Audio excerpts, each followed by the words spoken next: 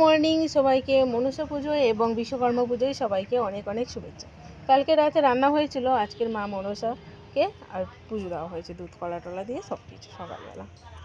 কালকে রান্নার এখানে পুলি পিঠে, চিংড়ি ভাজা, বড়া, আলু ভাজা, এটা হচ্ছে মায়ের হাঁড়ির পান্তা, আর এটা হচ্ছে আর সবার জন্য পান্তা, কচু চচ্চড়ি, 11 রকম ভাজা, মাছ ভাজা, ডাল ভাজা, চাটনি, পায়েস আর মালপোয়া।